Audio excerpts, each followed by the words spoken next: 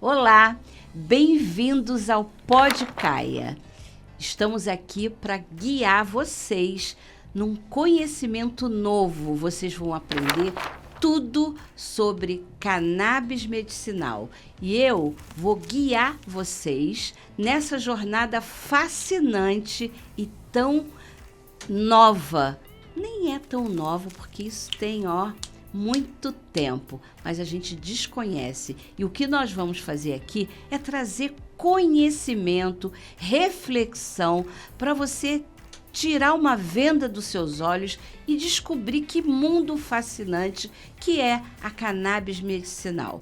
Eu sou a Cláudia do perfil O Bom do Alzheimer. E por que eu estou aqui? Porque eu sou paciente de cannabis, assim como a minha mãe também. Eu estou aqui com o Diego, que é fundador da Medicaia e do Podcaia. Diego. Oi, Cláudia. Oi, todo mundo. Para quem não me conhece, meu nome é Diego Rodrigues. Eu sou, além de fundador da Medicaia e da Podcaia, militante da área desde 2010, por conta própria e por conta depois da minha filha, de eventos que vieram a acontecer. E é isso, né? Obrigado por estar aqui, por abrir esse espaço de conhecimento. É uma coisa nova, mas milenar. Eu brinco que é o novo milenar, exatamente, né? O novo conhecimento milenar. E é muito importante para a gente, né, tá trazendo esse conhecimento, quebrar essas barreiras para as pessoas terem cada vez mais acesso. Exatamente. Eu vou contar para vocês um pouquinho da minha história com cannabis. A minha mãe tem Alzheimer há 13 anos e durante 8 anos ela fez uso da medicina tradicional, que é uma medicina que todo mundo conhece e que para Alzheimer são medicamentos que foram criados há mais de 20 anos. Não existe nada novo para Alzheimer. E a minha mãe foi usando essas medicações e tudo foi fluindo dentro do possível até que ela começou com algumas alterações, crises de humor, insônia, e a medicina tradicional receitou um antipsicótico para minha mãe, que no começo resolveu, mas o uso dessa medicação a longo prazo trouxe efeitos colaterais terríveis. A minha mãe foi enrijecendo as pernas e envergando a coluna. E eu comecei a pesquisar os efeitos colaterais dessa medicação. Foi quando eu descobri que esse antipsicótico não era para ser usado 2, 3 anos. Nem é medicação para Alzheimer. Antipsicótico não é medicação para Alzheimer. E ela estava usando já há quase 3 anos. Foi por isso que ela teve esses efeitos colaterais e eu tive que suspender essa medicação. Foi quando que, por obra do destino, eu digo sempre que foi assim, eu agradeço muito ao Felipe e ao Ivo, que existe um vídeo na internet que é Curando o Ivo, um senhor com Alzheimer precoce que melhorou muito a qualidade de vida dele usando a cannabis medicinal. Quando eu vi esse vídeo, eu falei, eu quero isso para minha mãe. Eu quero isso para minha mãe.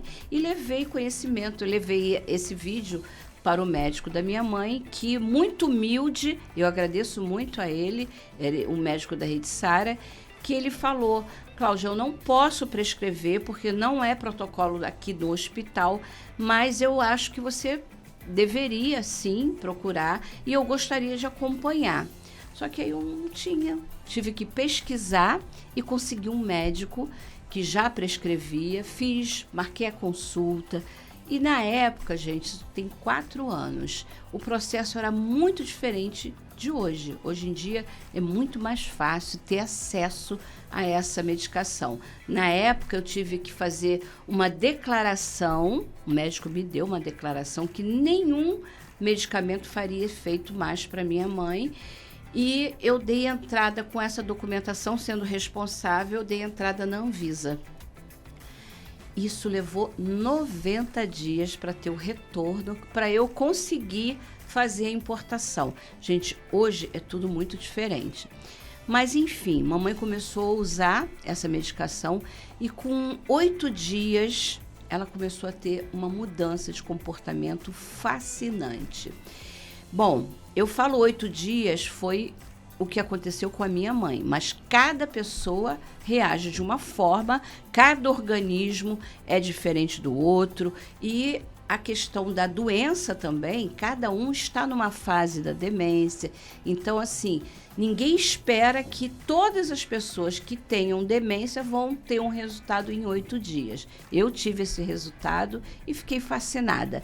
E a partir desse momento, eu comecei a militar a favor da cannabis. Na época, gente, eu não conhecia efeitos da cannabis para essas doenças, como Parkinson, Alzheimer, entre outras milhares de patologias que podem ser usadas com cannabis, podem ser tratadas com cannabis medicinal. Eu só conhecia a cannabis para pessoas que tinham crises convulsivas e para alguns autistas. Mas quando eu comecei a pesquisar e descobri que seria bom para essa patologia da minha mãe, que é uma doença neurodegenerativa, eu me aprofundei e descobri outras patologias que são tratadas com a cannabis medicinal e fiquei fascinada. E a partir desse momento eu comecei a militar e tentar trazer conhecimento para as pessoas. Eu não sou especialista, eu estou aqui como papel de trazer essa informação, entrevistando pessoas. Nós vamos ter aqui pacientes, médicos, nós vamos falar da parte científica, vamos falar da parte social, da parte política. Isso tudo é muito importante para quebrar barreiras, derrubar mitos e que todo mundo que precise possa ter acesso a essa planta que é tão maravilhosa. Agora conta você. Então, que depoimento, né? Que depoimento, ver como a cannabis ajuda em diversas áreas. A minha área, onde a cannabis me ajudou, é um pouco diferente. E isso, eu acho que é legal a gente depois até entrar no assunto, que é por que ela ajuda tantas patologias, né? Qual que é a mágica que acontece dentro do nosso corpo? Que tal de sistema endógeno é esse, né? Que nos proporciona essa homeostase, esse equilíbrio do nosso corpo mesmo. É muito fascinante. Eu comecei diferente, né? Eu comecei lá em 2010 e o acesso em 2010 era muito diferente do que é hoje. Graças a Deus e à justiça também, a gente tem que levar isso para as ações judiciais que acontecem hoje, né, no dia a dia e vem acontecendo. A própria importação, ela é fruto de uma ação civil pública obrigando a Anvisa a aceitar a importação de produtos de cannabis. Então, se não fosse essa ação pública, esse movimento social e principalmente das mães, que eu como pai não vou chegar perto do que essas mães solos fizeram pelos seus filhos e pelo movimento, sabe? E esse movimento tem crescido cada vez mais em prol de uma vida com qualidade. Eu vi a minha vida melhorar. Na verdade, eu vou contar o lado ruim primeiro, né? Dos meus 8 aos 16 anos, eu fui jogador federado de futebol. Eu sempre fui aquela criança geração saúde, cresci tendo que fazer esporte. Gostava, me dediquei, me aprofundei, me especializei, eu era goleiro. Só que goleiro é aquele que no futebol o primeiro a entrar, o último a sair. E eu desenvolvi uma dor crônica com 16 anos na minha lombar. Isso me afastou dos gramados, mas também me afastou muito da minha vida social. E para quem passa por isso, sabe como que a dor crônica é algo incapacitante. Então ela te puxa não só a dor, ela te puxa também o isolamento social, ela te puxa também uma depressão, uma ansiedade, uma insônia que muitas das vezes vem junto. Então quando você vê, você tá com um pacote de problemas por conta de algo que você toma medicamento, não melhora. Você passa por exames, você passa por procedimentos e nada melhora. Isso vai definhando você. E aí, nisso, com 16 anos, eu tinha passado para estudar na Califórnia, em Chico, na Califórnia, com uma bolsa no esporte. Eu vejo a minha bolsa, né, que era o que me mantinha lá, né, porque eu não tinha condições financeiras, eu fui 100% por conta do futebol, quase despencar, porque lá é diferente. No Brasil, ou você joga ou você estuda. Lá não, lá você joga e precisa estudar. E nenhum médico conseguia me tratar. Foi aí que na família que eu tava, vendo a situação que eu tava vivendo, me receitou, né, me indicou para ir no médico. Quando eu chego nesse médico, para minha surpresa, naquela época, ele me prescreve cannabis. 2010, isso.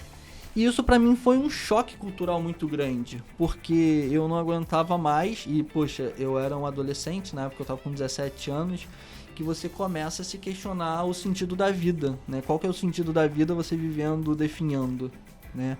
E quando eu me pego pensando, né, vivendo dessa forma, eu falo, o que eu tenho a perder? Porque tinha um tabu, eu era muito preconceituoso. Pra mim, se eu utilizasse cannabis, e na época maconha, THC de forma inalada, prescrita por um médico com uma receita, pra mim, eu ia morar embaixo da ponte, eu ia roubar tudo dos meus pais pra viver comprando droga compulsivamente até morrer de overdose. Só que não foi isso que aconteceu. Na verdade, quando eu faço o primeiro uso e entendo, e aí talvez uma coisa do meu corpo, existem pessoas que têm uma metabolização diferente com THC. Comigo, foi algo supernatural. Eu me senti bem, eu me senti equilibrado para pensar, para tomar decisões, focado. Uma coisa que hoje eu trago até hoje em dia é o foco, meu hiperfoco, eu consigo centralizar melhor quando em harmonia. E isso eu percebi lá atrás e gradativamente o THC começou a modular a minha dor, os meus sinalizadores da dor.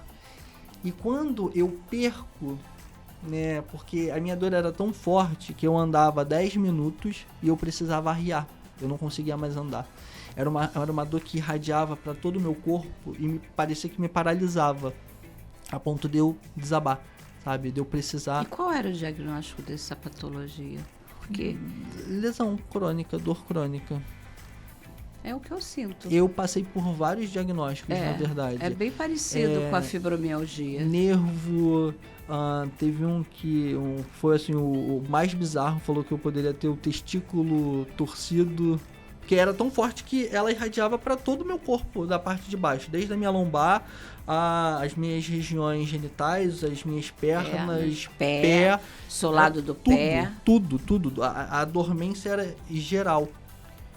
Você quer fazer acupuntura, massagem, tudo.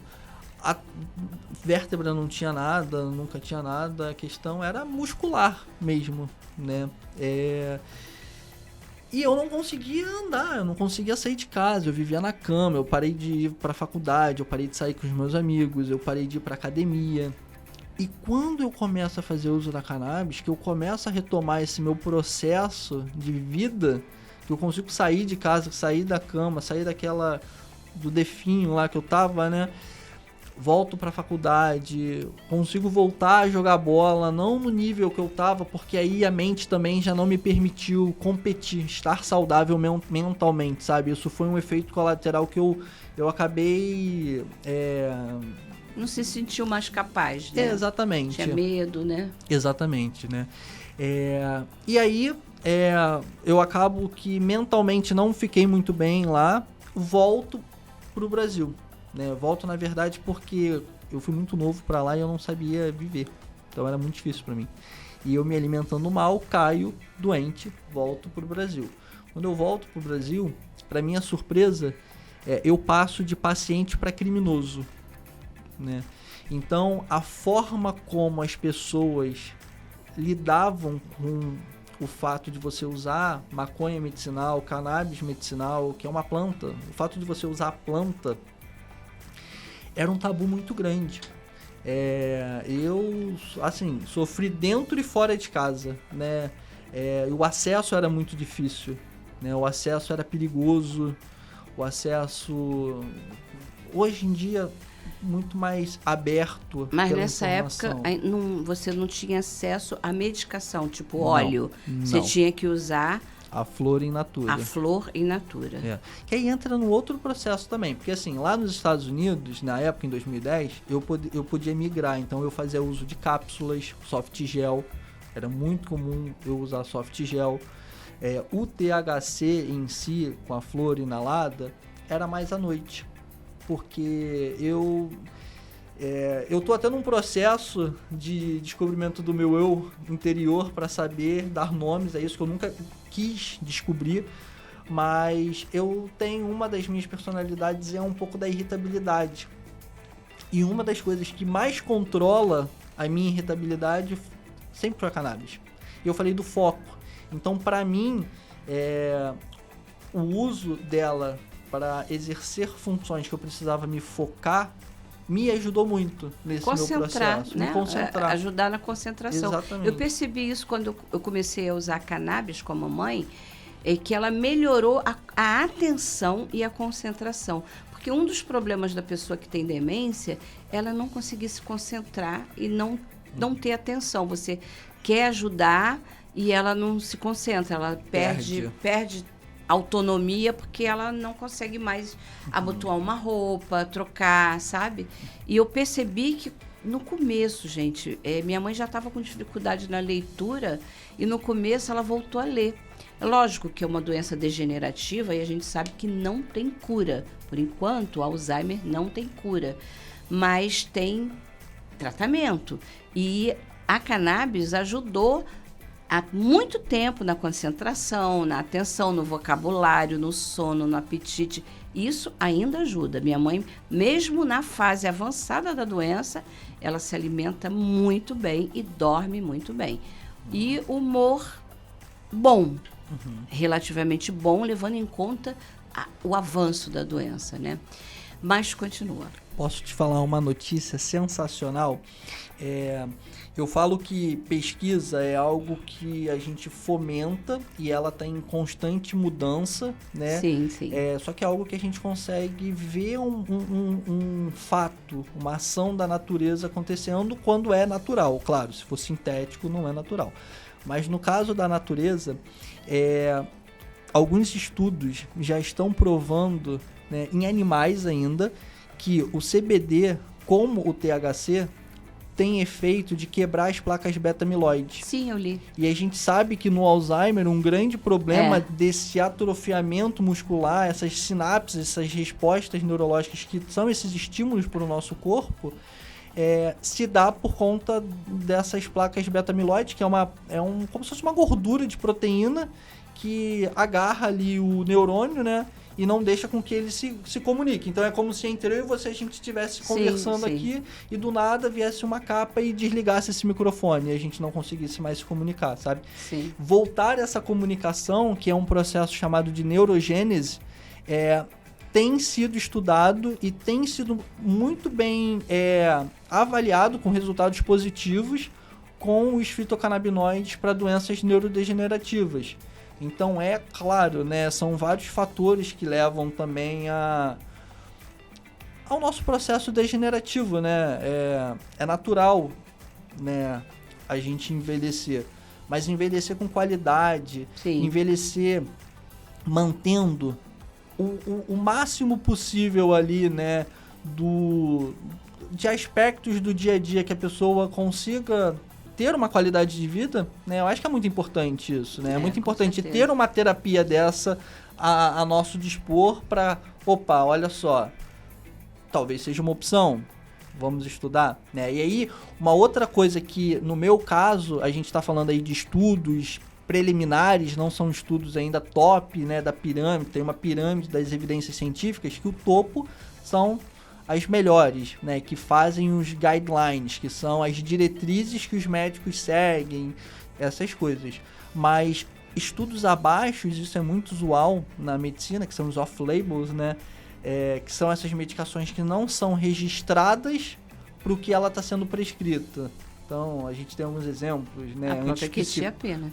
Antipsicótico, que é um antipsicótico, né? No Alzheimer. No Alzheimer. Vou contar um pouco da minha filha, como eu usei a forma off-label para ela por uma doença que é pouco pesquisada, até porque tem o N amostral, que é o número da população criança que tem essa doença pequena. Então, não é tão interessante financeiramente para algumas instituições bancarem, que é a síndrome nefrótica, porque depois de 2010 eu fui aos trancos e barrancos, levando, né, fui estudar biologia para entender a planta, termino a biologia em 2016, não quero atuar no ramo na época, o mercado ainda estava pouco difundido, eu vou fazer nutrição, que casa muito bem, porque a gente sabe a importância hoje, e a cannabis ela não é uma terapia individual, ela não é uma terapia que você vai usar somente ela, sim, esquecer o que você está fazendo na sua vida e você vai ter resultados. Não. Pode até ter, mas a probabilidade de você não ter sucesso é muito grande. E o que você quer fazer quando você começa uma terapia, principalmente natural? É você estender, né, adquirir o máximo de efeito terapêutico possível, o mínimo de efeito colateral. E para você extrair o máximo de efeito terapêutico, você tem que ter ali uma readequação no estilo de vida, né? A alimentação é crucial, porque não adianta nada você... Praticamente todas as patologias geram citocinas pró-inflamatórias, né? Então não adianta nada você consumir a cannabis, por exemplo, que vai gerar um efeito anti-inflamatório, e se alimentar com comidas inflamatórias. Sim. Né? É um processo que puxa de um lado e puxa do outro. Então, essa visão da nutrição, eu paro, né, a nutrição em 2019 para entrar no mercado de cannabis, né? Começo na indústria farmacêutica, vejo que meus pais sempre foram da indústria, fizeram carreira dentro da indústria farmacêutica, sempre fui eu, né, muito assediado, mas para mim era muito difícil. E eu acredito muito em destino, eu acredito muito que as coisas acontecem porque tem que acontecer, sabe? E aí, quando eu aceito entrar na indústria farmacêutica, assim que eu entro para trabalhar com um probiótico da época de 60, então ninguém queria ouvir falar, e aí surge uma oportunidade de trabalhar com cannabis. E eu já vinha estudando isso, eu sempre brinco, falo com, né, todo mundo que me conhece fala que oportunidade é que nem um trem passando na sua porta.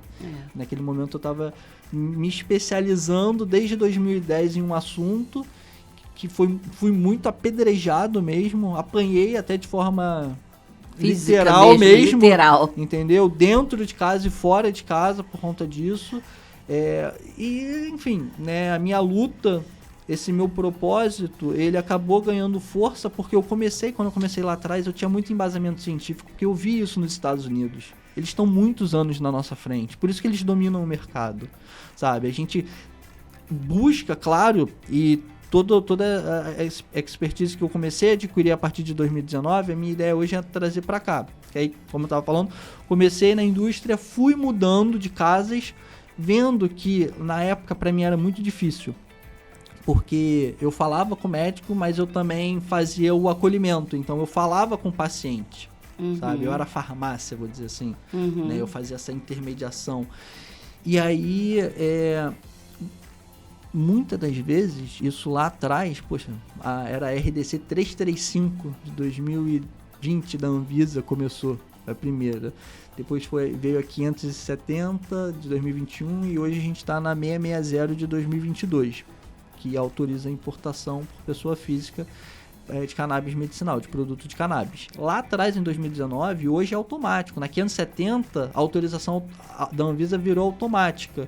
Só que antes disso, demorava 90 dias, aí foi diminuindo, aí 60 dias, aí um ano depois, 30 dias, ficou um ano, assim, demorando 15 a 30 dias para sair essa autorização. Então era árduo, era difícil, o acesso ele começou obviamente a melhorar, hoje a gente vê como que o cenário tá por conta, claro, da informação, né? Mas lá atrás, uma coisa que me fez sair dessas empresas da indústria farmacêutica é que era muito difícil para mim entender como uma planta, um fitoterápico, era vendido tão caro, sabe? E como que uma família, que aí você lida com a família, você sabe, você começa a ver os resultados e você sabe aquela família que está fazendo uso de um alopático que não tem efeito, ou que tem uma criança que, tem ali uma condição e você sabe que a cannabis pode atenuar, pode gerar uma qualidade de vida, um idoso, sabe, um adulto que muitas das vezes faz uso de medicações psiquiátricas, que aí você vai ver, ele já está todo desregulado, já está infértil, já está coração ruim, já está tomando mais de 10 outros medicamentos para controlar as medicações que está tomando, sabe? Você sabe que você pode levar essa qualidade de vida e você falar assim, não posso te vender, é muito caro para você. Isso me doeu numa proporção que eu chegava em casa e eu não conseguia.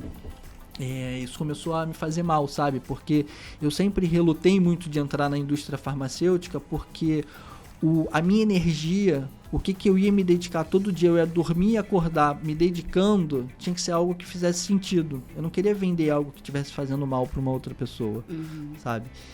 Eu queria fazer algo que tivesse um propósito, deixasse um legado, sabe? E foi aí que eu comecei, com todo esse meu conhecimento teórico da planta, passando por alguns laboratórios de farmacobotânica, né? Lá na Rural, eu fiz Rural, então lá tem essa área muito voltada para a prática de plantas medicinais. Eu fui num ENEB de 2018, se eu não me engano, que lá se falava muito de permacultura, de plantas medicinais. Então, com todo esse conhecimento que eu adquiri da biologia, eu começo a procurar como eu posso fazer para produzir eu mesmo e eu, né, fornecer para as pessoas, dar acesso às pessoas. E aí é que eu consigo formar a Medicaia com 3 pilares.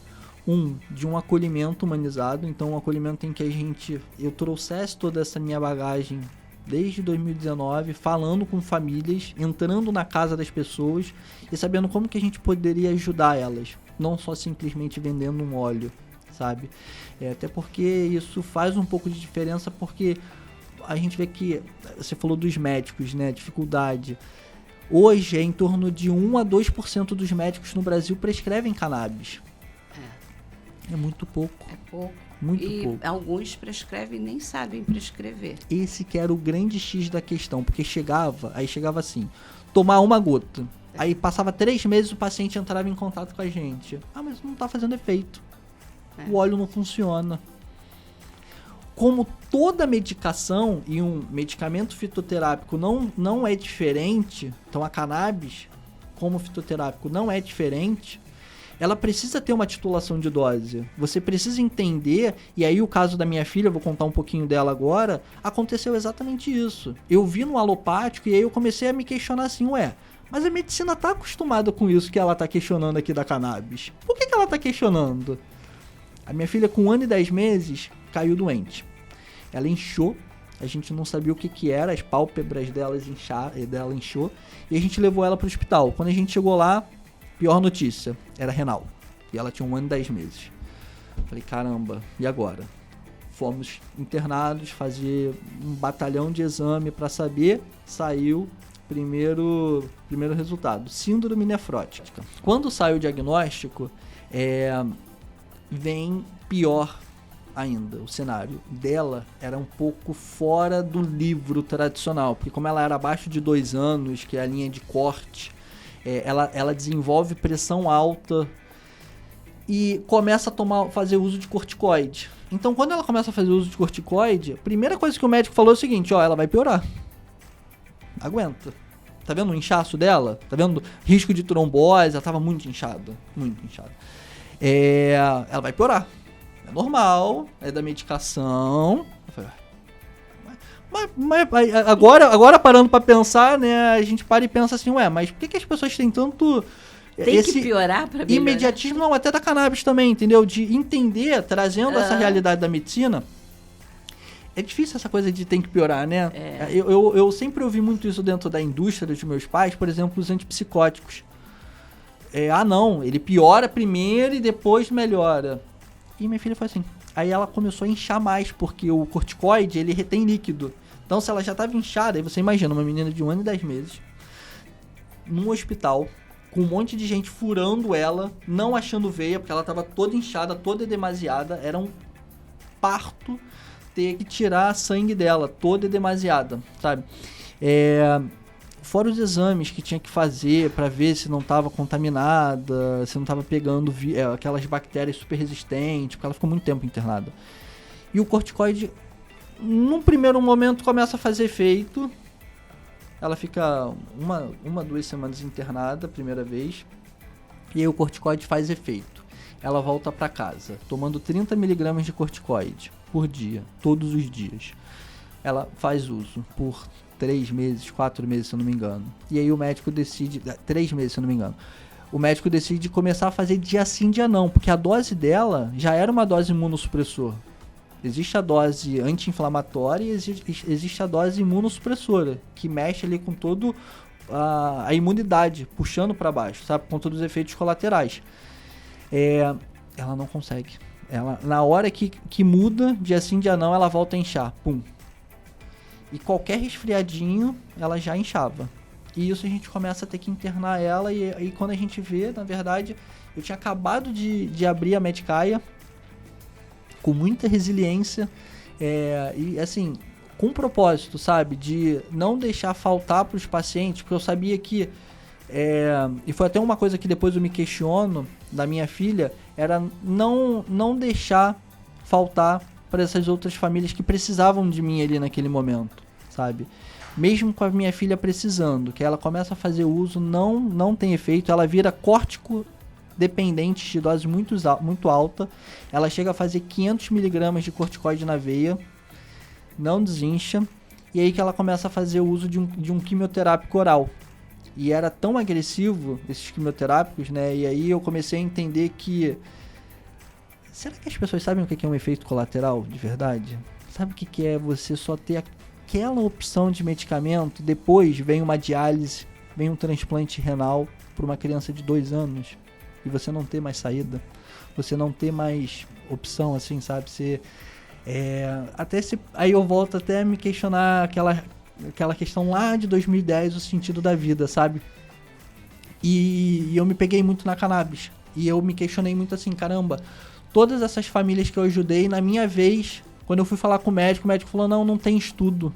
É algo muito empírico. Eu lembro que eu fiz alguns estudos, e são estudos preliminares, mas que mostram, baseado ali numa relação com outros sistemas do nosso corpo, efeito anti-inflamatório, efeito imunorregulador da cannabis, sabe? A irritabilidade dela dentro de um hospital ali, ela desenvolveu a síndrome do jaleco branco. Ela não podia ver uma pessoa que ela surtava, e ela tinha pressão alta. O coração dela não podia aumentar, porque já estava ali no limite, tomando um monte de remédio para controlar ali a pressão. E aí a gente começa a se ver meio sem saída. Quando ela começa a fazer uso da ciclofosfamida, que é um quimioterápico oral, eu tenho um grande desafio aí que eu trago isso para a Medicaia, que é o sabor. Então eu tinha que dar para minha filha um remédio que ela não podia cuspir. Mas é uma criança. Como que eu falo para ela que ela não pode cuspir? Um bebê. Um bebê. E pior, a medicação é tão forte, os efeitos colaterais são tão fortes, que ele possui uma dose vida. A Manuela esgotou toda a dose de vida dela. A Manuela, com o uso do corticoide, estourou todo o tempo de tratamento e mais um pouco. Ainda pegou, eu acho, quase uns 2 meses a mais do que a literatura garante de segurança para ela não desenvolver efeitos colaterais sérios, sabe? Mais sérios. Mais sérios. Porque, mas a né? gente conseguiu regredir isso. Porque a Manuela tomava 7 medicações ao mesmo tempo. Era pro coração, era diurético, que depois ela foi ser resistente a diurético. E existem diuréticos, por exemplo, a furosemida. Olha que doido. É uma medicação que ajuda ali no rim, mas ele causa câncer no rim. Ah, meu Deus. Mas a gente não fala sobre isso. Mas é necessário. Eu naquele momento, eu falei assim, ok, eu não tenho como reduzir o dano dessa medicação, mas foi aí que a cannabis entra. Eu entro com a cannabis, na verdade, com ela, para reduzir danos da quimioterapia. Em conjunto. Mas você fez por sua livre... Fiz por minha livre experiência. Sim. Acompanhando como... o que eu me baseei? Você fez o estudo, né? Eu Você já fez fazia. o estudo. Na verdade, assim, como os pacientes chegam até a gente e a gente faz esse acompanhamento dele na Medicaia para saber a dose que está tomando, se está tendo efeito, exatamente para trazer o efeito desejado com o produto, a experiência com o produto, sabe? Eu vi protocolos que deram certo e vi protocolos de médicos que não deram certos. Então, o protocolo da cannabis ele não é muito difícil. Ele é um fitoterápico. Você vai titulando devagar, vai subindo gradativamente até chegar no efeito desejado.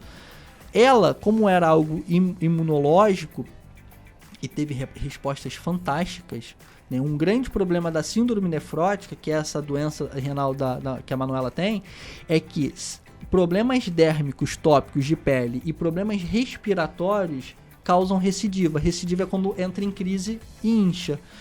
Então, a gente estava no meio de uma o quê? De uma pandemia e de uma crise respiratória, Covid. Então, eu tive que tirar ela de tudo. Ela veio trabalhar aqui no meio do nosso escritório, pintando, eu, né, pai, Luana, mãe, tentando desenvolver ela, porque o diagnóstico dela no hospital foi que ela teria um problema no neurodesenvolvimento dela, que seria afetado por conta de várias internações que ela ficou. E a gente sempre, de forma resiliente, tentou, de forma, né, nossa, levar isso para ela. Mas naquele momento, a coisa mais impactante foi, ela começou a fazer uso da cannabis, em 5 dias... ela tem uma perda de edema muito grande. Só para você entender, o edema é uma lesão que acontece no rim. A doença da Manuela nada mais é do que uma lesão que acontece microscópica, mas é aquela microscópica mesmo, não é nem a ótica não, é a 3D lá, digital, sabe? Muito pequena dentro do rim, dentro do glomérulo.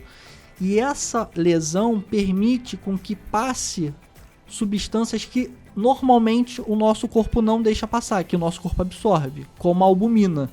Aí a partir do momento em que escapa essa albumina, ela perde essa albumina e essa proteinúria na urina, que é esse excesso de proteína, os vasos internos do corpo dela não retinham os líquidos, porque quem retém esse líquido é a albumina. Então ela inchava. E aí ela começou a ter problema de ter pressão alta no olho, catarata por conta das altas doses do corticoide, risco de trombose por conta dos edemas. Ela não conseguia andar direito, né, por conta do peso. Minha filha com 2 anos vestia roupa de 8, sabe? E ficava certo por conta da... E uma outra coisa muito agressiva, assim, né? Porque na época do tratamento as pessoas te julgam sem saber, né? Eu e Luana, a gente estava passando por um momento difícil de tratamento, que a gente vivia um dia de cada vez, sem saber como ia ser o dia seguinte, porque cada internação era uma luta, era viver um dia de cada vez. A gente presenciou também dentro de hospitais, infelizmente, crianças que viraram estrelas, e passar por aquela situação era muito difícil pra gente, sabe? Quando eu entro com a cannabis, eu melhoro a imunidade da Manuela e ela nunca mais fica internada. É o que eu falo, nenhum pai tem que ter o sentimento de eu posso enterrar meu filho, sabe?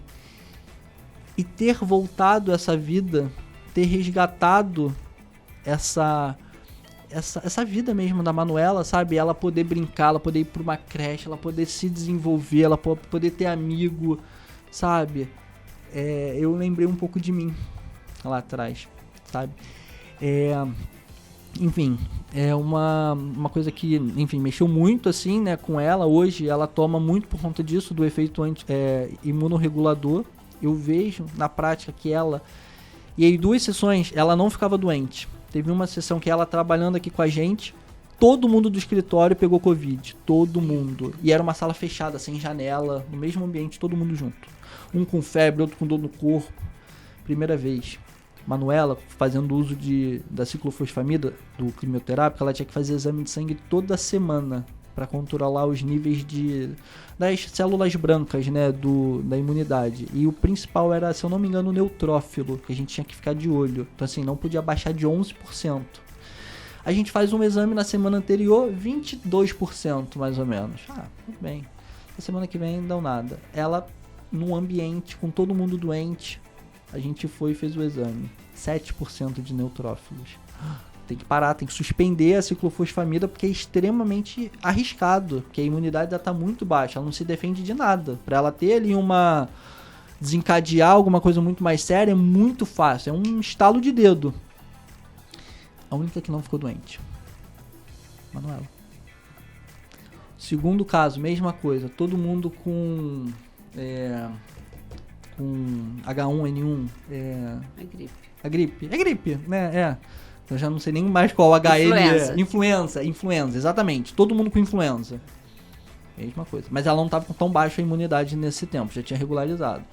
Mesma coisa. Não pegou nada. E a gente já ficava preocupado, porque escorria o nariz, ela inchava. Dessa vez a gente... Só que ela estava usando cannabis.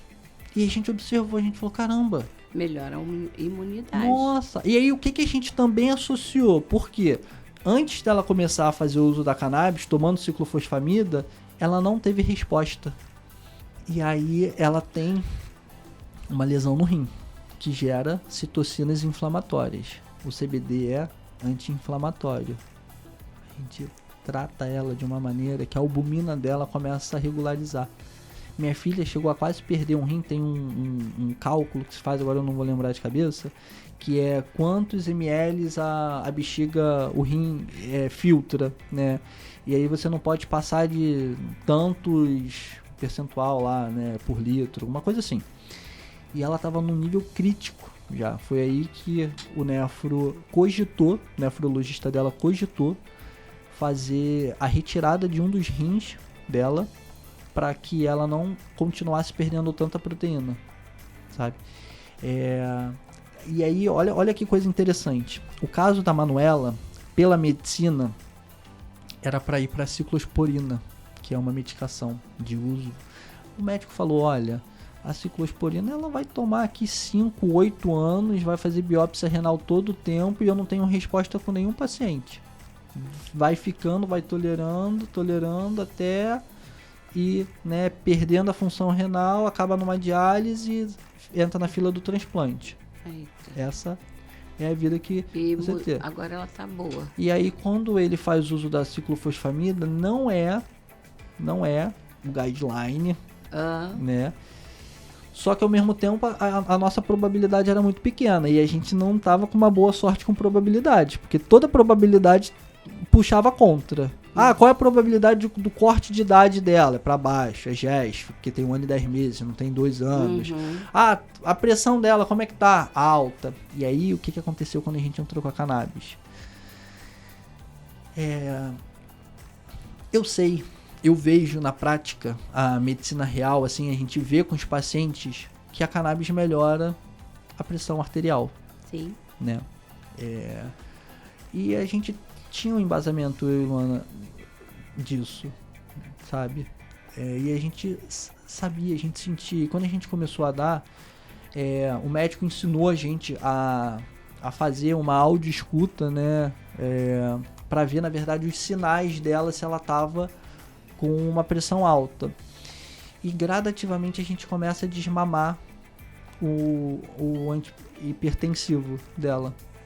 E a gente faz todo o tratamento dela, da pressão, só com cannabis. Só com cannabis. E o que era o nosso grande medo, daqui a rapidinho passou assim despercebido, sabe? Minha mãe passou pela Covid. Mamãe nunca teve influenza. Mamãe era hipertensa, não é mais. A pressão arterial dela é de mocinha. Não tem. Eu acho que em 4 anos ela deve ter tido 2 resfriados, de ficar espirrando, um pouquinho rouca e ficar boa no 3º dia. Infecção urinária, que é um problema comum nas pessoas que têm Alzheimer, principalmente as que usam fralda. A minha mãe teve 2 nesses anos todos. Então, caramba, ela agiu, eu comecei a usar por um motivo, que era agitação, alimentação, sono, e ela melhorou tantas outras coisas, né? E nesse processo, eu também descobri que eu precisava usar, porque o cuidador, ele adoece junto com o paciente, né? Porque a gente passa por tantos desafios que é muito difícil você sair 100% em 20 anos que você cuida, né? Porque é uma doença longa. Dificilmente uma pessoa que cuida tanto tempo sai ileso desse processo, né? Eu desenvolvi ansiedade, dor crônica, porque eu tenho fibromialgia e insônia. E aí eu descobri que eu também podia usar e uso, né? Sou paciente de cannabis e eu só posso enaltecer essa planta que fez tanto bem a mim e a minha mãe. Eu quero que todo mundo descubra isso, porque isso vocês vão saber com o tempo. Tantas outras coisas, porque nós vamos trazer outros médicos, pacientes também de outras patologias. Eu estou muito ligada na doença neurodegenerativa, demências, mas existem muitas patologias que a cannabis trata, né? Antes de eu ser paciente, eu testava o óleo da minha mãe. Eu falava, poxa, será que isso vai fazer bem para mim? Porque eu comecei a descobrir, né, estudando, descobri que fazia bem para dor crônica. Eu falei, caramba, eu tenho fibromialgia. E assim, a minha fibromialgia, eu não tomava nada, porque nada adiantou. O que adiantava era as caminhadas, né? Você só ficava se envenenando ali, né? Eu não tinha resultado. Eu acordava com dores, passava o dia todo com dores. Dores, gente, é dor no pé, na mão, em todas as articulações. Quando você acorda é muito pior, porque quando você acorda você parece que tem 100 anos. Você leva uma eternidade para conseguir ficar em pé.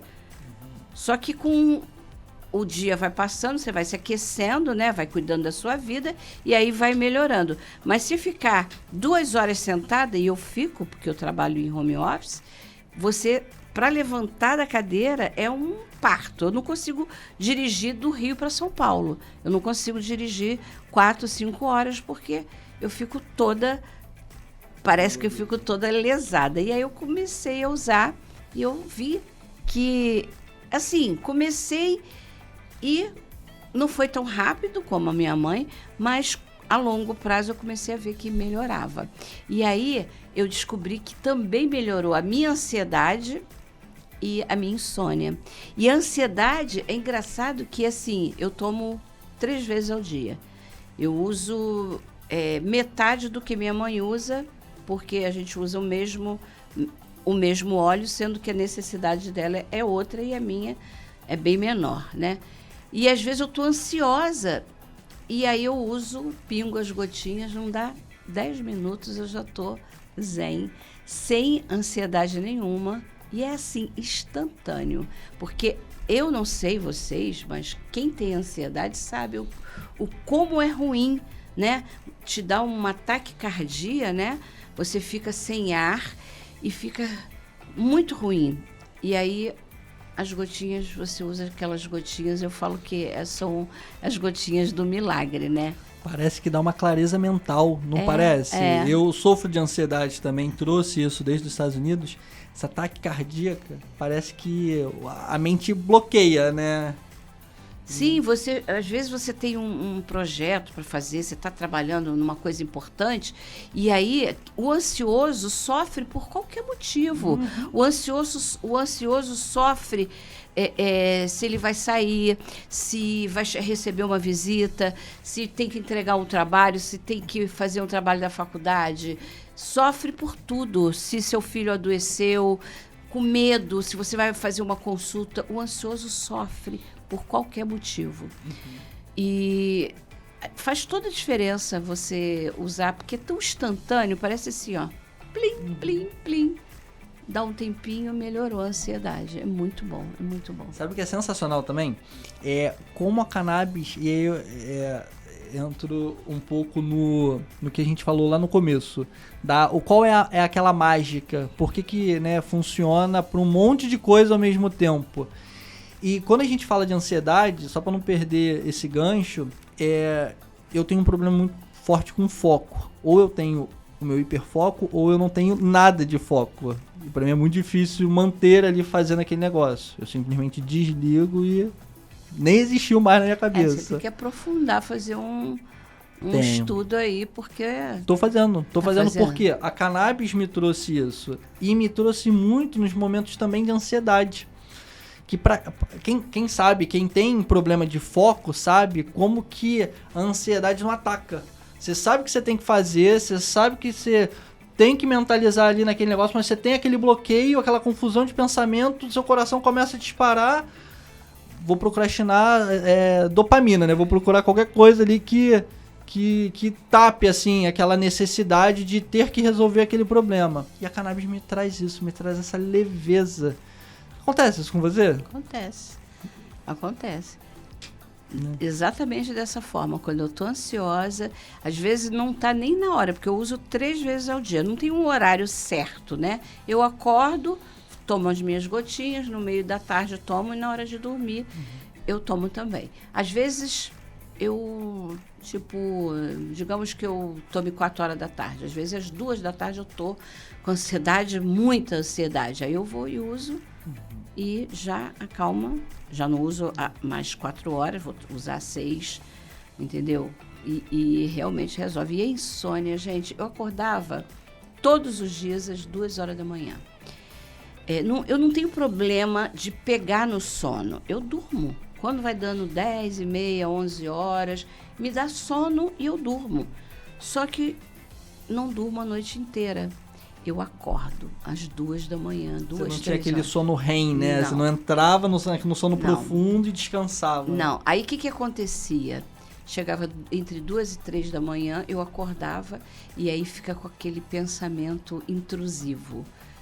É como se tivesse tudo que aconteceu no dia ou o que vai acontecer amanhã. Você não consegue voltar e tentar dormir novamente, sabe? Assim, eu vou ficar quietinha porque eu vou conseguir dormir novamente. Não, isso não acontece. Fica assim, como se tivesse ali um monte de coisa na tua cabeça. O que vai fazer, o que aconteceu, eu tenho que entregar isso, eu tenho que fazer aquilo. E aí, aí vai dando a crise de ansiedade, porque você está vendo que já está amanhecendo e você não dormiu ainda. Você está desde as 2, sendo que já está quase na hora. Meu marido acorda às 5. E aí eu estou vendo que despertou o celular dele e ele vai levantar e eu ainda estou acordada. Isso antes, tá, gente? Isso me dava muita ansiedade, porque eu sabia que 6 horas a minha mãe acordava. E aí eu tinha que levantar da cama e ir para a luta, né? Então, gente, foi uma fase muito difícil. Mas aí depois, com o uso da cannabis, normalizou. A mamãe hoje não acorda às 6, a mamãe acorda entre 8 e 9 horas. Eu acordo 8 horas, eu durmo a noite inteira. Então, assim, é vida. Posso botar um parêntese nessa questão do sono? O sono é tão importante que ele é o local que o nosso corpo se repara. Sim. Né? Que ele se cura, que ele tá ali dedicado a você acordar no dia seguinte com mais energia, né? Mais produtivo. E eu penso muito na questão, e vejo isso na prática, das mães. Você falou que você começou a tomar primeiro da sua mãe. Sim. Né? O que acontece que a gente acaba vendo é que muitas mães também de crianças autistas acabam tomando. Sim. E tem uma melhora. Sim, porque sabe? Elas têm ansiedade. Elas passam de desafios de cuidar dos filhos, né? Muitas vezes solo. Isso. Né? Porque o pai abandona. Isso. Infelizmente, falando, é fácil o pai abandonar hoje uma criança e cair toda a responsabilidade no colo da mãe. Né?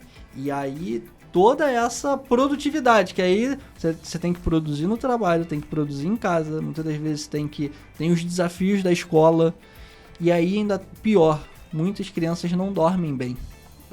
Tem um problema de sono. Então quando você faz aquela criança dormir bem, a mãe dorme bem. Quando você equilibra aquela criança na escola, o foco, né? Essa criança, né, traz, né, vem com menos carga para casa. Sim. E aí a própria mãe começa a ser mais produtiva. Isso é um questionamento que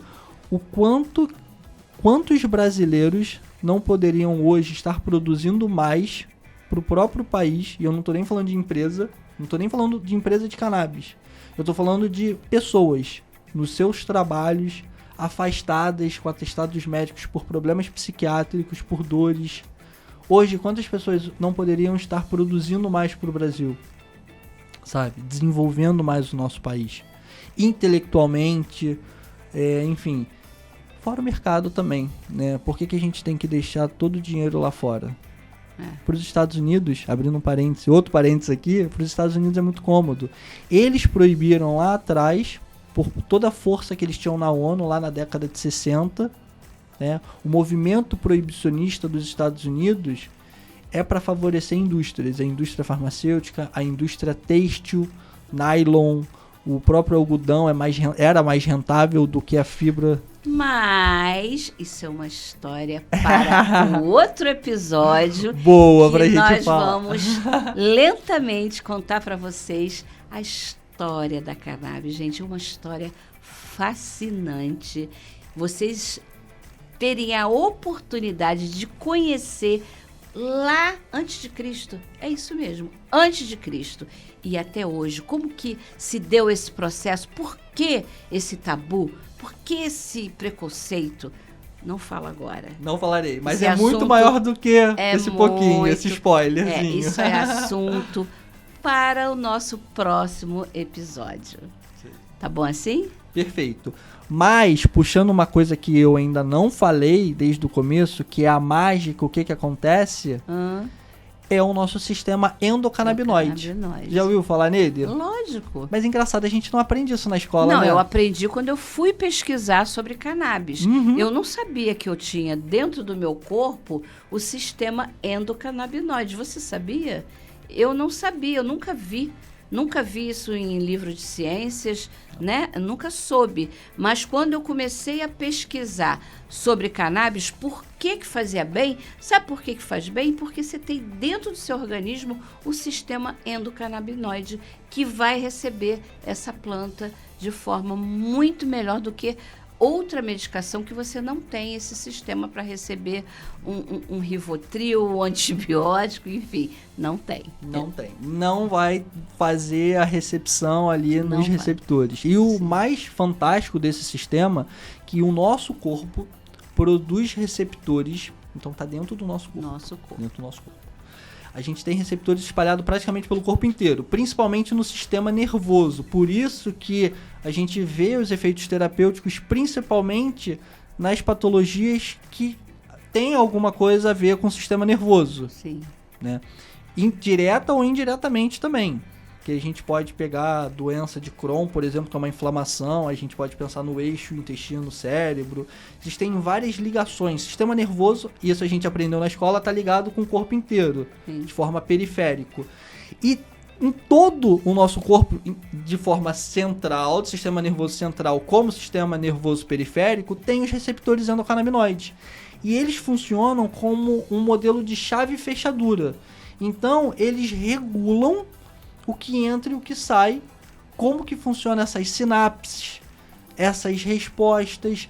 E aí a gente tem vários receptores que se ligam também aos receptores, receptores da proteína G, TRPV1. Existem vários receptores aí de nomes bem técnicos que vão fazer a modulação e explicar o porquê que a gente tem efeitos dentro da psiquiatria, efeitos dentro da neurologia, efeitos dentro da geriatria, efeitos dentro da oncologia, efeitos dentro da neuropediatria, efeitos dentro da nefrologia, que mesmo que raso e pouco, existe o efeito, só falta a gente escrever um papel e desenhar esse efeito.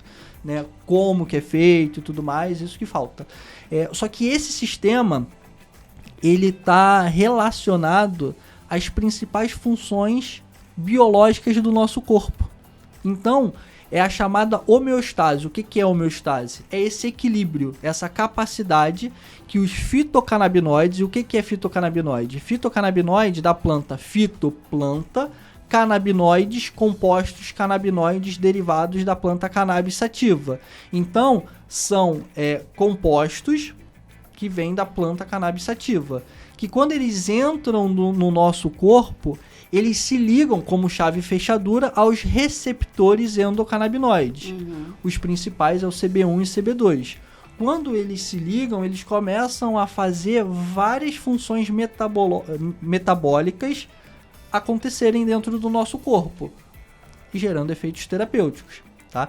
Só que o nosso corpo também produz enzimas que são praticamente idênticas aos fitocannabinoides, que é a anandamida e o 2-AG, que é um nome muito grande, eu não vou arriscar falar aqui. Esses dois compostos, o nosso corpo produz. Sabe uma coisa interessante que as pesquisas já estão mostrando? É que várias desordens do nosso corpo ocorrem por conta do desequilíbrio entre a anandamida e o 2-AG. E o que os fitocannabinoides fazem? Por exemplo, o CBG. O CBD, o canabidiol. O canabidiol, ele aumenta a produção, ele estimula a produção de anandamida. Coisa que só acontece no nosso corpo de forma natural, mas algumas vezes esse processo metabólico e biológico está corrompido, está bloqueado e a pessoa não consegue produzir mais. Então ela precisa de uma ajuda externa, que são os fitocannabinoides. E aí quando você regula também os níveis de anandamida e 2-AG, dos endocannabinoides, você consegue ter ali, na hora de um descanso, uma reparação do seu corpo melhor. Então a mágica acontece por conta disso, do nosso sistema endocannabinoide. A mágica não está na planta. A mágica está, na verdade, na relação, muito mais do que milenar. Muito mais do que milenar. Milenar é o que a gente sabe. Só que biologicamente falando, para ter essa relação mútua entre planta e o nosso organismo, e aí a gente entende que é muito antigo porque os endocannabinoides e os receptores endocannabinoides, eles estão presentes nos mamíferos. Então essa relação, quando a gente pega o cladograma, é um nome difícil esse que deve assustar, cladograma, para quem não sabe, é uma escala evolutiva que leva ao seu ancestral comum. Então, por exemplo, você vai vendo dentro da árvore genealógica, aquilo é um cladograma. Você tem o seu avô, que se casou com sua avó, teve seu pai. Seu pai casou com a sua mãe e teve você. Isso, né, nos moldes biológicos falando. Claro que família é muito mais do que isso. Mas falando da forma de cladograma, é isso. Entendeu? E aí quando a gente vê essa relação, né, a gente vê como que... Por quê? Quando que teve essa alteração, essa mutação? Porque tudo na escala evolutiva acontece com mutações positivas. Mutações nem sempre são negativas. Estamos falando de mutação positiva. Só que para haver uma mutação, tem que ter havido uma relação externa ali entre planta e mamífero. E que isso é muito antigo. Muito antigo. Nós não teremos como datar. Porque muita coisa também se perde ao longo do tempo. Sim. Nem tudo vira fóssil, nem tudo vira registro geológico. Não é fácil ter esse material, sabe? Essa prova. Mas, quando a gente olha para o nosso corpo, nós somos a maior prova disso. Dessa harmoniosa e simbiótica, porque assim, é bom para a planta, porque com todo o proibicionismo dela, ela evoluiu com uma variedade gigantesca. Hoje, para você acabar com a planta cannabis, é muito difícil. E olha que no próximo episódio a gente vai ver isso. O como não tentaram acabar com essa planta e o como ela não é resiliente. Ela é. Né? Então... Porque nós somos também, né? Nós também temos que ser, né? Nós somos porque ela sozinha, né? Exatamente. Nós não somos planta. Então nós temos que ser resilientes para dar força a quem tem força, né? Que é a natureza. Exatamente. A quem não tem voz, né? A quem não tem voz. Mas tem. Tem. Eu escuto. E quando ela começa a querer se manifestar, é perigoso. Porque nós somos uma formiguinha. Uma outra coisa que eu acho que Você imagina tantas formiguinhas juntas, né? Mas se o ser humano fizesse uma catástrofe hoje, a Terra se regeneraria, como se já se regenerou. A gente está na 5ª grande extinção em massa. A Terra já passou por 4 outras grandes extinções em massa no Brasil e a vida prosperou. A Terra é muito maior do que a gente. A natureza é muito maior do que a gente. É uma prepotência nossa do ser humano achar que nós a controlamos. Não, sabe? De jeito nenhum. E ela responde. Eu não quero ouvir esse chamado. Porque o meu intuito, na verdade, é cada vez mais poder gerar um ambiente propício, e eu acho que a gente leva isso com informação. Exatamente. Sabe? De querer fazer uma geração futura melhor. Sim. Eu acho que o primeiro passo é esse. É a nossa geração, que a minha não é a sua, né? Eu tô aqui, eu tô fora da curva, porque eu não sou da sua geração, mas eu tenho interesse, eu sou uma pessoa que estudo e, gente, conhecimento é transformador, né? Eu sei que muitas pessoas da minha idade, eu tenho 62 anos, na minha geração, falar de maconha era um mito, era um tabu, e eu sou dessa geração, mas eu não estou falando da parte do tabu, eu estou falando da parte da ciência. Então, eu sou fora da curva por isso, que muitas pessoas da minha geração não querem saber, não querem ouvir e dizem que não. Mas... estão vedadas ao senso comum. É um exemplo fantástico de uma pesquisa que foi feita com 5 macacos. Eles colocaram 5 macacos um do lado do outro numa sala. Talvez eu não conte tão bem isso, mas a gente traz aqui depois certinho como que foi essa pesquisa. Eles botam 5 macacos dentro de uma sala. E aí eles botam uma escada com uma banana pendurada lá em cima. Toda vez que o macaco subir e pegar a banana, os que estão embaixo tomam choque. E aí o primeiro macaco vai, pega, todo mundo toma choque lá embaixo. Quando ele desce, pum, apanha.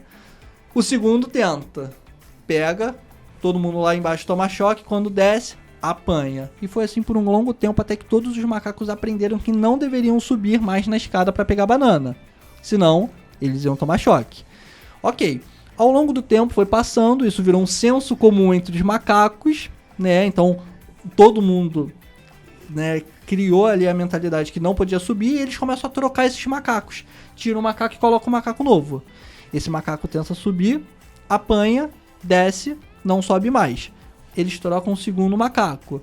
Quando esses macacos começam a ser trocados, eles começam, pelo senso comum, a saber que não podem subir ali para pegar banana.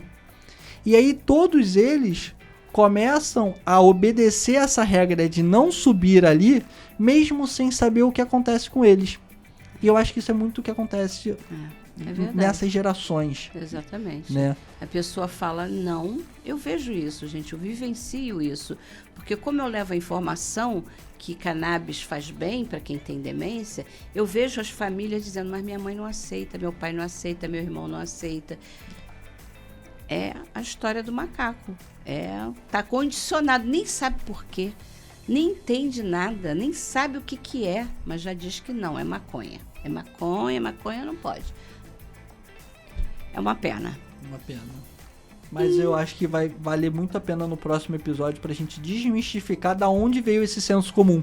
Sim. Por que existe esse senso comum? Por que as pessoas acham isso da maconha, da cannabis, do cânhamo, que tem vários nomes, ganja, weed, hemp, marihuana, e a gente vai falar sobre esse termo na história, por que esse termo existe, marihuana, muito voltado ali pro proibicionismo. É isso, pote, diamba. Tá todo mundo curioso pro próximo episódio? Então vamos encerrar esse primeiro episódio. Foi um papo muito gostoso. Nós conhecemos, vocês conheceram a minha história, por que eu tô aqui, conheceram a história do Diego, já aprenderam um pouquinho sobre o que é a cannabis, e a gente queria que vocês dessem o palpite, trouxessem dúvidas, trouxessem sugestões, o que vocês querem assistir aqui no nosso programa, o que vocês querem ouvir, qual é a dúvida maior, e nós vamos atender. Então, mandem as perguntas, mandem as sugestões, que o próximo episódio vai ser muito legal. Até a próxima!